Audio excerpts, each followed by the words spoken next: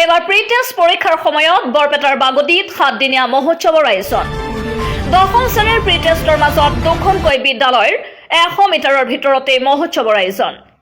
মহোৎসৱ অনুমতি নিদিবলৈ বৰপেটা জিলা আয়ুক্তালয়ৰ স্থানীয় ৰাইজৰ লিখিত আপত্তি।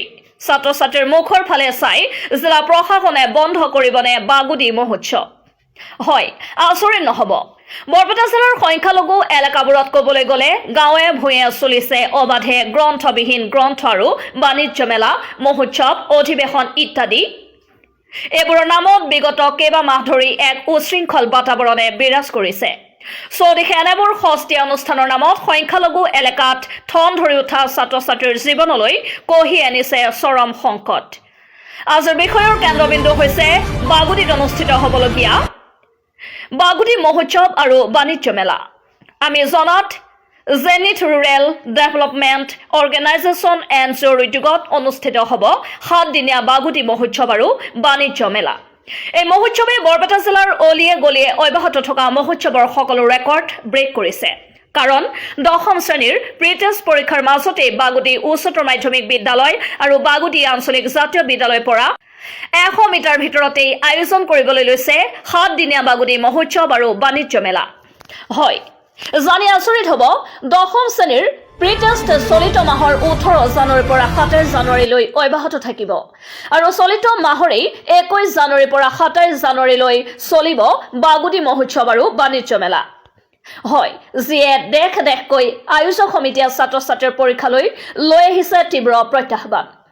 কাৰণ এনে অনুষ্ঠান গভীৰ নিশালৈ অব্যাহত থাকে হাই ভল্টেজ সাউণ্ড ছিষ্টেমৰ সাংস্কৃতিক অনুষ্ঠান। ইতিমধ্যে আয়োজক সমিতিয়ে মহোৎসৱৰ কাম কাজৰ অগ্ৰগতি আৰম্ভ কৰিছে। ৰাইজৰ বিলৈ বিপত্তিলৈ কাৰো কামসাৰ নাই। প্ৰশাসনৰ সুস্পষ্ট হস্তক্ষেপ দেখা নাই। স্থানীয় ৰাইজে বাগদি মহোৎসৱ আৰু বাণিজ্য মেলাৰ মুকলি বিৰোধিতা কৰিছে।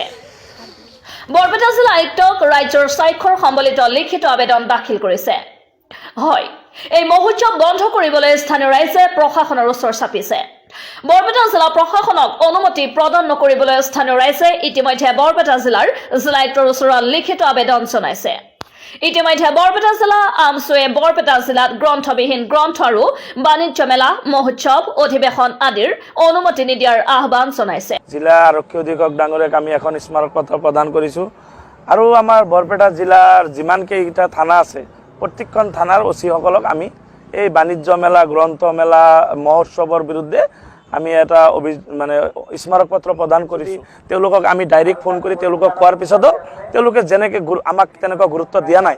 গতিকে মই শেষবাৰৰ বাবে আপোনালোকৰ জৰিয়তে মই জিলা প্ৰশাসন আৰু মই বৰপেটা জিলা প্ৰশাসনক মই আহ্বান জনাব বিচাৰিছোঁ, যদি তেওঁলোকে এইটো বন্ধ নকৰে আমি কিন্তু আমচু বহি নাথাকোঁ, আমি আন্দোলন কৰিবলৈ বাধ্য হ'ম। এইকাৰণেই যে আজি এই সময়ত অহা 20 তাৰিখে আপোনাৰ বৰপেটা জিলাৰ বাগদি এখন এই মেলাৰ ইতিমধ্যে প্ৰস্তুতি আৰম্ভ কৰিছে। বৰপেটা ৰোডতো এনেকুৱাকৈ মেলা অনুষ্ঠিত কৰি আছে।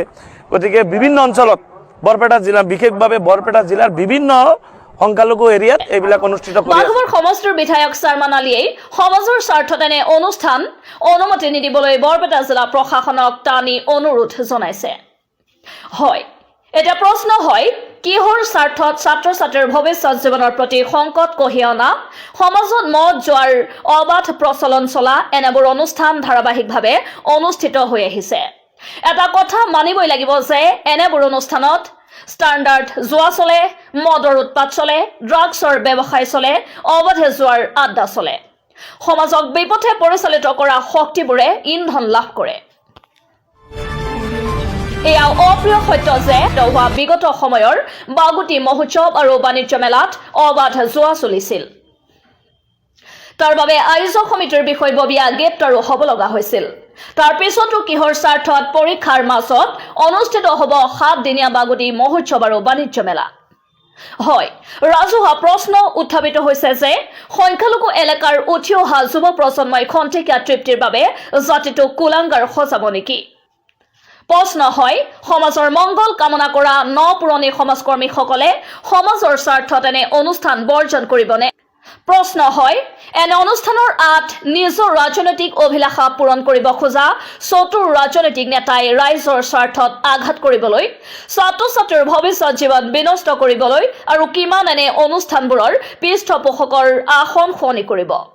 প্ৰশ্ন হয়, অসমৰ ডাইনামিক মুখ্যমন্ত্ৰীৰ বৰপেটা জিলা প্ৰশাসনে 10ম শ্ৰেণীৰ প্ৰি-টেষ্ট পৰীক্ষাৰ মাজত বৰপেটা জিলাৰ বাগুদিত অনুষ্ঠিত হ'ব লগা 7-দিনীয়া বাগুদি মহোৎসৱ আৰু বাণিজ্য মেলা বন্ধ কৰিব পাৰিবনে? হয়, বাগুদিৰ সচেতন ৰাইজৰ আশা, বৰপেটা জিলা প্ৰশাসন আৰু অসম চৰকাৰে পৰীক্ষাৰ মাজত বাগুদিত আয়োজন কৰা 7-দিনীয়া বাগুদি মহোৎসৱ আৰু বাণিজ্য মেলা অনুমতি প্ৰদান নকৰিব। সময়ত সকলো প্ৰশ্নৰ উত্তৰ প্ৰকাশ পাব। News desk report, the real fact.